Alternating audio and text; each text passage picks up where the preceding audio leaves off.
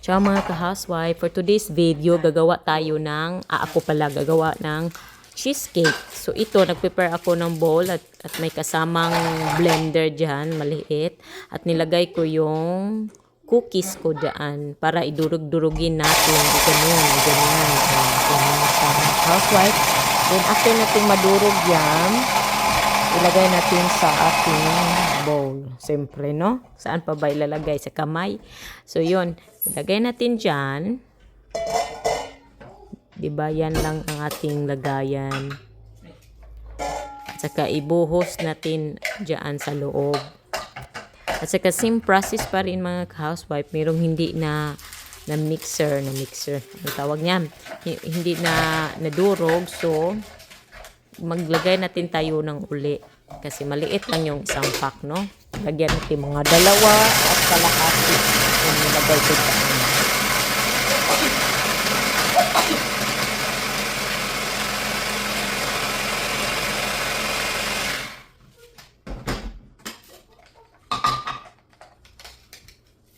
What are you doing? I'm doing something. My turn. No. I'm listening. Please, don't do it. Yeah, let's go. No. Please. Basta. Oh, why not? Why not? It's enough, Kiara. Because they're going to bed now.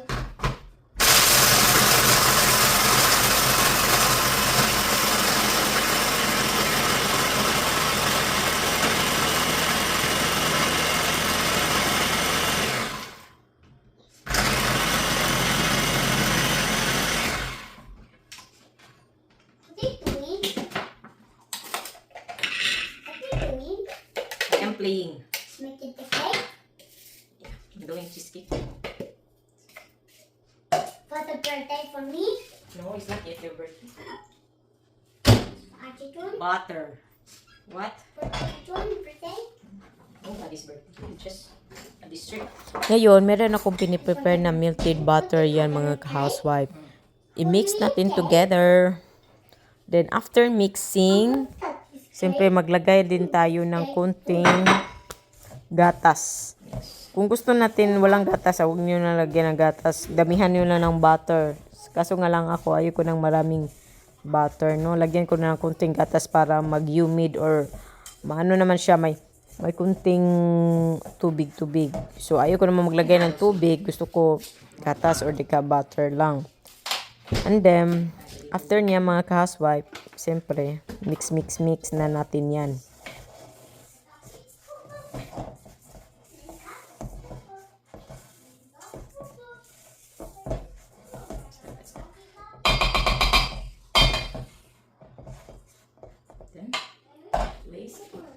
At ngayon, nag-prepare ako ng karta or paper, baking paper. Yun ang nilagay ko dyan, yung para hindi siya iwas dikit din. And then, ganun lang natin, i-flatten lang natin yung ating dinurog na cookies at saka yung butter na sinama at may kunting gatas dyan. Ang tagal mo, ma'am. Sige. Tagalin mo pa. Ang hirap mag voice over.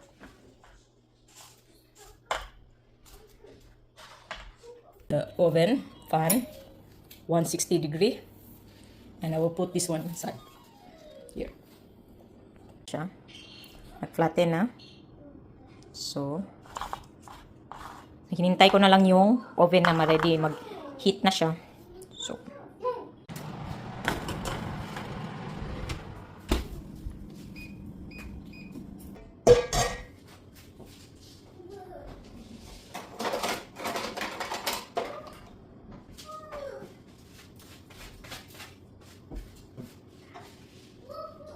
ito naman mga ka-housewife is a cheese cream ang gamit ko, no? Cheese cream yan. So, kailangan natin ng cheese cream. Paano tayo magagawa ng cheesecake kung wala cheese cream, diba? O, diyan, yung gagawin natin. 2 yung ilalagay natin dyan or nasa inyo na lang din yan kung ilan kayo kakain at saka kung marami yung gagawin mo, adamihan mo. Ikaw na mag-add sa mga ingredients.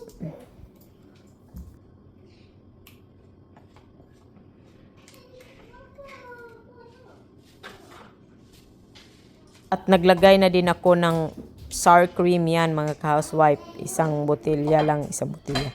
Isang ganun lang sa akin kasi maliit lang yung gagawin ko na cheesecake. So yan. Actually, kung malaki-laki, 4 na cheese, ano ba yun? 4 na cheese cream o cream cheese at saka 2 sour cream sa akin. Binibili ko. So, i-mix natin yan. Ganyan, i-ganon lang. Mix. And then, after nating mag-mix yan, lagyan natin ng vanilla essence. At saka sugar, siyempre. Kasi pag hindi natin lagyan ng sugar yan, medyo maiba yung sour. Mas okay yung mag-blend yung may tamis. At saka optional na yung itlog. Kung gusto nyo lagyan ng itlog, kung hindi, wag na. Ako kasi, mga housewife, mas prefer ko lagyan ng itlog kasi binibake ko siya. Hindi ko yung kinakain lang na ilagay lang sa ref for 24 hour. Saka yun na yun. Ako kasi, mas prefer ko yung binibake ko siya kaya nilagyan ko ng egg.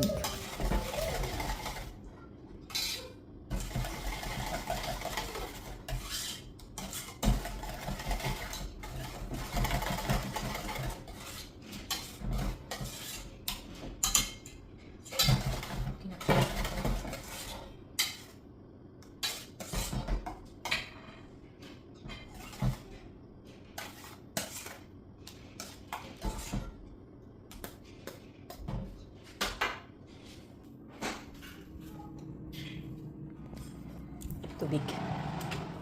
Ito na siya mga housewife. I have to wait until it's cool. Ipakulang natin to para hindi natin biglain ilagay dito. Pour here later.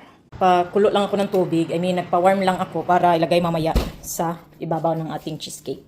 Ibabaw dito ba? Para mag-humid siya sa loob.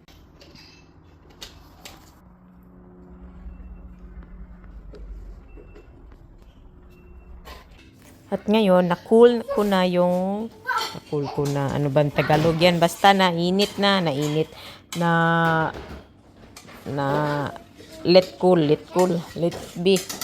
it be the one. Oh. Na ano ko na yan, oy, unsa na ba niya itong voice over, man ko kasabot, basta kamo na sabot, ay, naglibog na ko galabad ng voice over, aning akong gibuhat. Pero, klaro, manggod kaayo mga ka-housewife, no, nga, makita mo gid ninyo nga, unsang stepping dihin na ha, basta nagtanaw kayo ng full video. So yun, iganyan na lang siya. Then after na dyan, klaro, saba, oy, matarong na butang ninyo ang kanang cheese cream sabay tawagan na. So karon ibutang na nato na sa atong oven sa may hulaton, di ba? Lagay yan sa oven. So, and we will wait mga half hour or 45 minutes. Lagyan natin ang timer.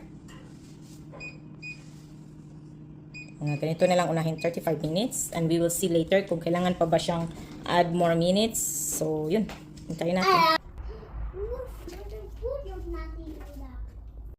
After 1 year nating paghintay nitong cheesecake na to, diba? O tapos na, natapos na talaga. 1 hour lang talaga yung maximum na pagbibake nito. Kasi kung 30 minutes lang, hindi siya mag-brown. So, mas prefer talaga 1 hour or 1 year. Housewife. So, hintayin natin pag mag-ano na to. Kasi mainit talaga to.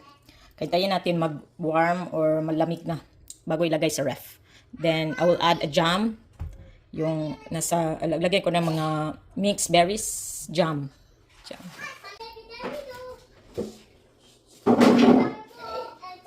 use this one.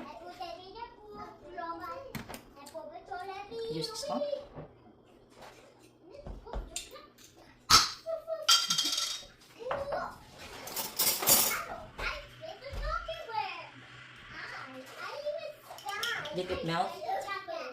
Pag-melt lang siya yan kasi hindi pa siya talaga cool. So, okay lang yan siya. Mga housewife.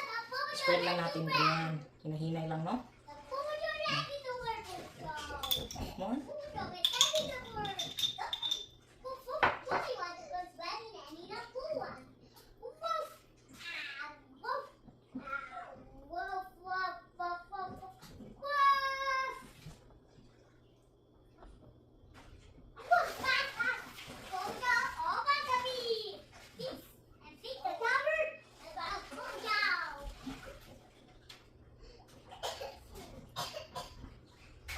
And then, later I will buy fresh fruits like strawberries, maybe blueberries, kung ano yung makita ko doon. Lagyan natin kunting decoration, fresh fruits. I like berries, guys. So, as a housewife, I like berries very much. So, gusto ko siya. Huwag nating damihan, no? Kasi ma-over, ano naman siya. Kunti lang. Tantaman lang siya. Hindi kailangan madami ilagay. Pang jam lang talaga siya sa ating cheesecake. So, tsara. Nasa inyo na din yan. Kung gusto nyo another jam, like figs, aransya, pwede din yan, ha? Mga ganyan. Pero I prefer ganito talaga. Then, let it cool. Just put outside, mga housewife, kasi nga mainit pa talaga to siya. Dito sa bottom, dito mainit pa siya. Hindi natin bigla yan ilagay sa fridge.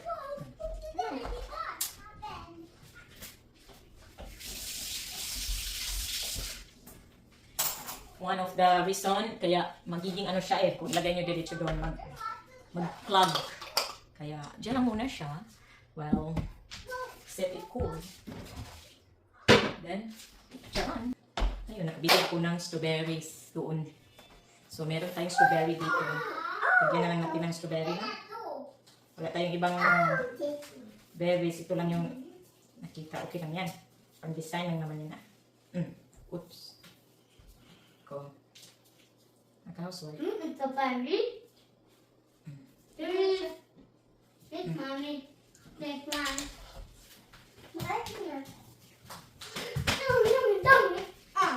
Pwede rin siya. Ikanya na lang natin. What I want. What I want. But I want them to berry. Mommy, can I want to berry? Please. Yum.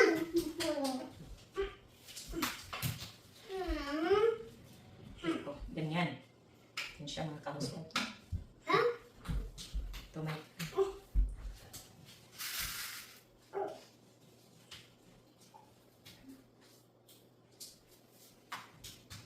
Kulang ng isang ano dito. Teka na. It's not yet washed the front cap. Nanny. Ilagay na lang natin dito. That? Ang lid. Ito. Because what is to berry? Kaya can you wait, please? Why you are like a... You never eat strawberries Yum! in your life?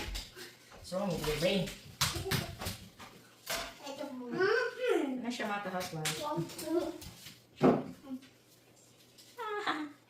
Diba? Let's chill. Lagyan natin sa ref. Strawberry.